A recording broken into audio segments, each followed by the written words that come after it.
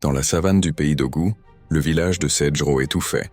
La saison des pluies n'était pas venue, 3 lunes déjà, les jarres vides, les chèvres maigres, et au centre de la place, un tambour noirci gardait le silence.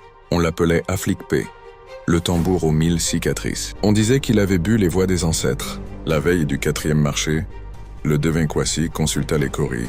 Les coquilles s'immobilisèrent en un signe funeste. Le fleuve a été trahi. Rendez la voix à Aflikpe, une vie pour l'eau. Personne ne parla.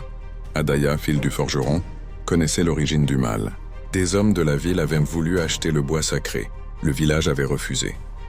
La nuit suivante, la clairière avait brûlé. Adaya avait aperçu son frère Daro parmi les silhouettes. Elle s'était tue par peur. Le matin, Adaya marcha jusqu'au fleuve. L'eau stagnait, épaisse. Elle toucha le cuir d'Aflikpe, froid, muet. Les anciens se réunirent. L'esprit du fleuve exige un sang qui avoue, dit Kwasi. Sans aveu, le sacrifice n'est qu'un mensonge. Adaya se leva. Je sais qui a blessé le bois sacré. Elle nomma son frère. Le village gémit. Daro jura qu'il n'avait pas mis le feu. Il avait veillé pendant que d'autres coupaient. Ils ont promis des pièces et le silence. L'aveu ne suffisait pas.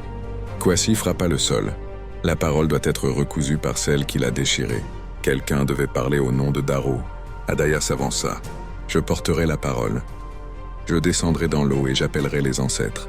Si Aflikpe répond, laissez partir mon frère.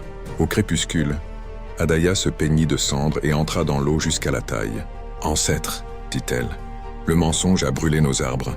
Prenez ma voix, pas nos vies. Elle frappa le tambour. Un son sourd répondit, puis un second plus profond. Le fleuve frissonna. Du fond surgit une femme faite d'écume et d'argile, la mère du courant. La forêt a crié, dit-elle. Qui portera la honte comme on porte un enfant? Moi, répondit Adaya la gorge serrée. Elle raconta tout. Les hommes, l'argent, la peur. Chaque mot formait sur l'eau un cercle qui grandissait. La mère du courant tendit la main. La pluie a un prix. Adaya comprit. Ce qu'on demandait n'était pas sa vie, mais sa voix. Elle posa ses lèvres sur le cuir d'Aflikpe et souffla. Le tambour vibra tout seul, lançant un chant de veillée, celui qui accompagne les morts et parfois rappelle les vivants. La pluie éclata, drue, joyeuse. Les jarres se remplirent, la terre but l'eau. Au milieu de l'orage, Adaya sortit, souriante. Quand sa mère l'appela, Adaya ne répondit pas. Elle avait donné sa voix. Désormais, elle parlait par gestes, regards et par le tambour. Quand elle posait la paume, Aflikpe riait, grondait, disait oui ou non et parfois chantait. Les enfants accouraient pour l'écouter. La rumeur du miracle atteignit la ville. Un camion arriva, chargé d'hommes en veste claire, papier tamponné. Ils voulurent acheter Aflikpe. « Vos histoires seront en sécurité au musée », dirent-ils. Adaya posa la main. Le tambour sonna grave, comme une pierre. Elle refusa. La nuit, des lumières reparurent au nord. Des tronçonneuses point d'arrow avaient disparu. Adaya le retrouva à la lisière, face à un homme au chapeau beige qui lui glissait des billets. Elle s'interposa. Les gardes levèrent leurs armes. Adaya frappa 3 fois Aflikpe. Le ciel répondit par 3 coups de tonnerre. Les hommes reculèrent, la forêt se réveilla. Un vent circulaire renversa leurs lampes. « Prenez le tambour », ordonna l'homme. Daro se plaça devant. « Non », dit-il, la voix vibrante. Il déchira les billets et les jeta dans la boue. Le village accourut, les intrus s'enfuirent. Au matin, Daro s'assit devant Aflikpe. « Je porterai la honte. J'irai en ville.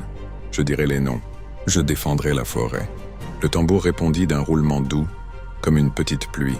Adaya posa sa main sur son épaule. Elle ne pouvait pas dire « je te pardonne », mais le cuir chanta un mot qu'on n'entend que quand on a assez pleuré. Recommencer. Depuis, quand la saison hésite, Sedjro se rassemble. Adaya frappe Aflikpe, et la mère du courant écoute. On dit que tant que le tambour parlera, nul ne pourra voler la parole du fleuve. Et dans certaines salles de la ville, là où l'on enferme les histoires derrière des vitres, des visiteurs jurent entendre, très loin, le roulement d'un tambour qui refuse la cage. Sur la stèle près de la berge, Daro a fait graver « La pluie ne tombe pas sur la langue qui ment ». Les enfants tracent la phrase dans la poussière puis soufflent. À chaque bouffée, on dirait que les cendres vraiment se mettent à parler. Les saisons ont tourné. Adaya a appris aux enfants à répondre au tambour avec leurs mains, pour que la parole ne dépende plus d'une seule gorge. On a replanté la clairière brûlée, arbre après arbre, avec des noms donnés à chaque plan. Quand un tronc prend, le village dit qu'une vérité a choisi de grandir.